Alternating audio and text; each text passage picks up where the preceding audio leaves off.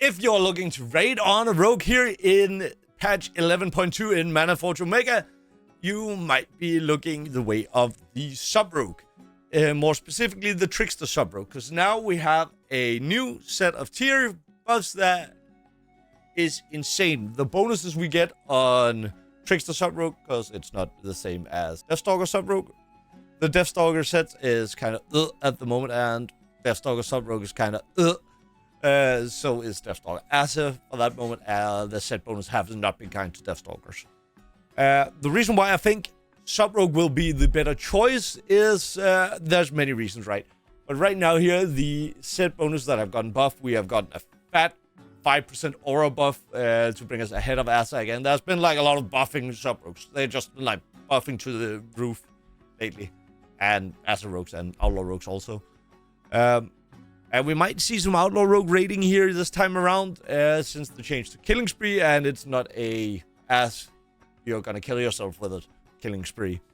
So, new set bonus, we are gaining more Unseen Blade, a bomb, 35% increased damage to that.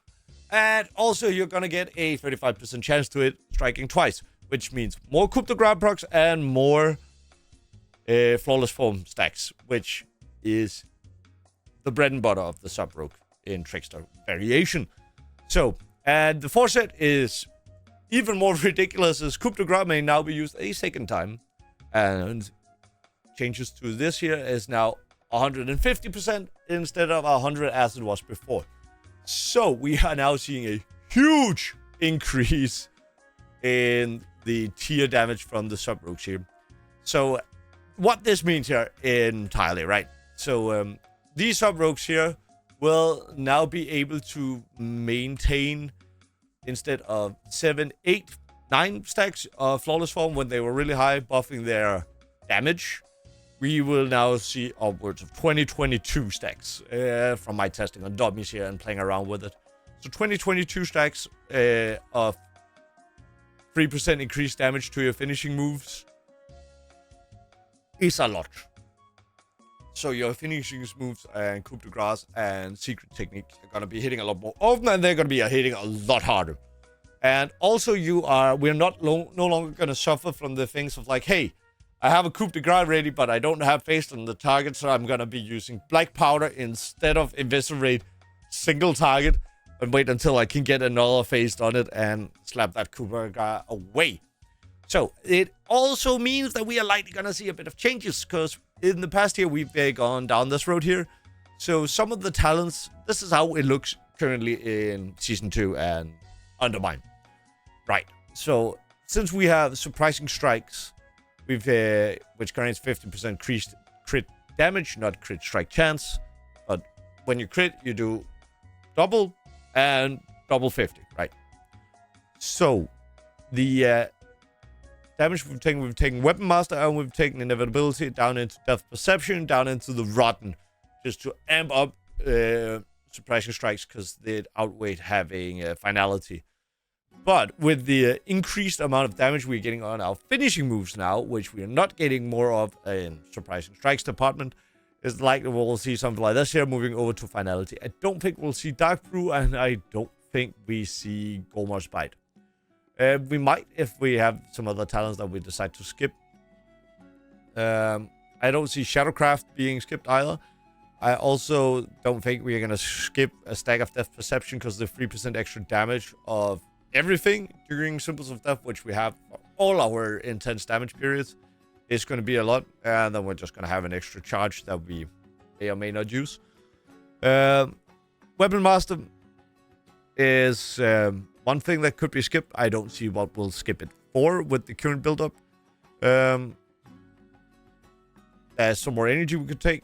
That might be worth. And I also feel like the Backstab and Shadow Strike, striking twice, more combo points, more damage, is just way better than the energy. I seriously doubt we'll see Planned Execution and Warning Signs. Just for the reason that we are going to have to take a lot of other good stuff away that we would otherwise use. We are obviously not going to go into this round here for the single target fights. We might drop into replicating shadows for other things. But one of the concerns that sub-rogues have, and now also Acid rogues have, with being like 1.5 minute cooldowns, is that we are going to be struggling with Trinkets a bit.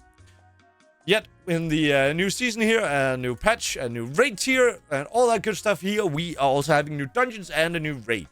So, in the past year, House of Cards were your bread and butter for our dear sub-rogues. And it was like the only 1.5 minute trinket for the sub-rogues. Sub-rogues either have to run 2 passive trinkets, which is very suboptimal in the sub-rogue environment, where you have like a fat burst window. So you want a fat buff from your trinket during that fat burst window.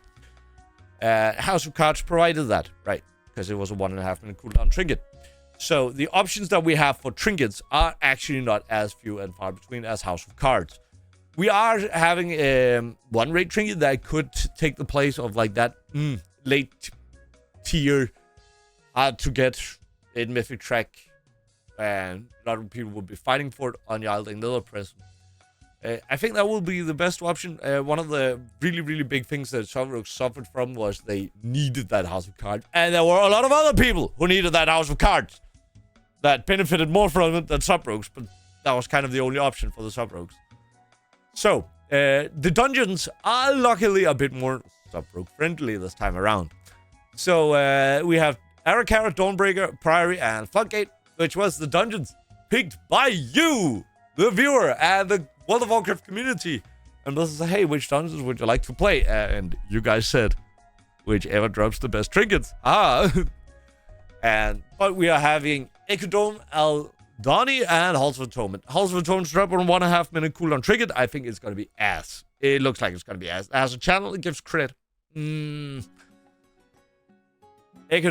Aldani, though, has Lily of the Eternal Weave, which is a less gamebly, more consistent House of Cards. Gives agility, and it also gives mastery. Ta-da! Problem solved. This will also be good, and this trinket here is farmable, which means we can spam Mythic +6s until we get that trinket. Or just push keys and hope we get the trinket. But yeah, there is a lot of good things here to go and scooch up all the sub-rogues. We're not going to be trinket starved. Our single target damage, our burst, our cleave is looking amazing, especially that you guys need to die. And they die. Moment that sub-rogue has. And I feel like Trickster sub-rogue is in the perfect spot. Love it. Good to see it. And I really hope that they won't buff Asa or Outlaw into the skies and we'll be forced to play Asa or Outlaw. That's my 2 cents. Hopefully you enjoyed the video and you should be able to go and enjoy some sub-rogue in the new raid tier.